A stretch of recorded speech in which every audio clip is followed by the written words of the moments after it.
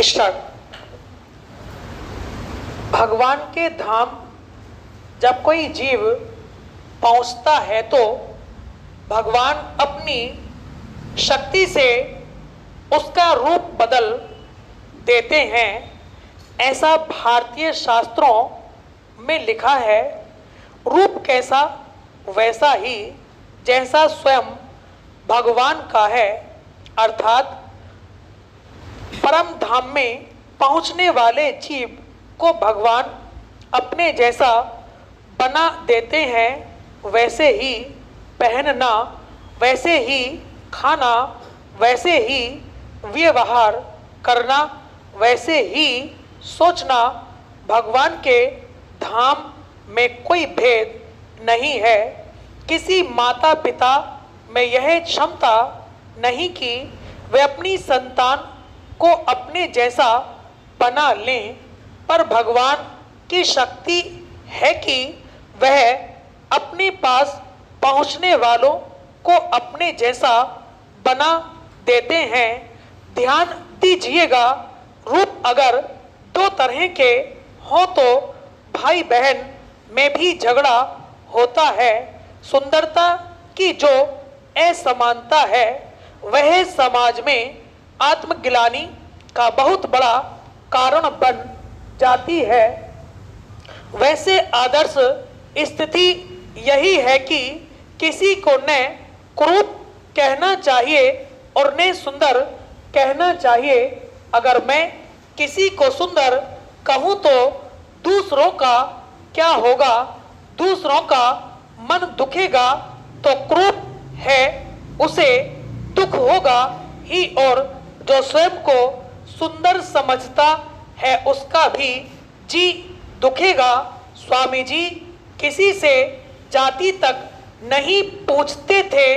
कोई किसी से पूछे कि किस जाति के हो तो एक दूरी तत्काल बन जाती है।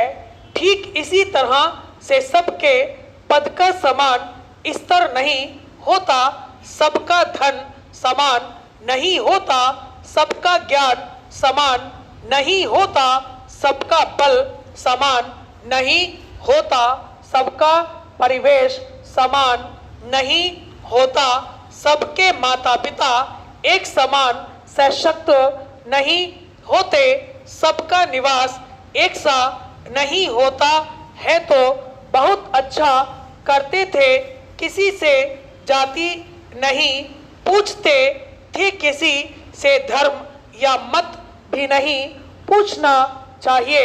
जब भगवान के यहाँ कोई भेद नहीं तो हमें भी भेद नहीं करना चाहिए। यहाँ तो लोग स्वयं जैसा भोजन करते हैं वैसा अपने सेवकों को नहीं खिलाते। एक अरबपति श्रद्धालु मुझे अपने यहाँ बहुत प्रेम से ले गए। उनकी इच्छा थी कि मैं उनके यहाँ ही प्रसाद ग्रहण करूं। वहाँ मैंने स्वयं अपना भोग तैयार किया और इसी क्रम में मैंने वहाँ ऐसा भोजन देखा जो खाने योग्य नहीं था। पता किया तो वह भोजन वहाँ काम करने वाले नौकरों के लिए बना था। मुझे बहुत कष्ट हुआ। मैंने तय कर लिया अब यहाँ दोबारा नहीं आना है। जहाँ बहुत धन होने के बावजूद अमीर लोग अपने जैसा भोजन सेवकों को नहीं दे सकते, वहाँ क्यों जाना जहाँ भोजन में ही साम्यता नहीं है? वहाँ समानता कैसे आ सकती है? हमें ईश्वर के धाम से सीखना चाहिए जहाँ कोई भेद नहीं है। स्टॉप।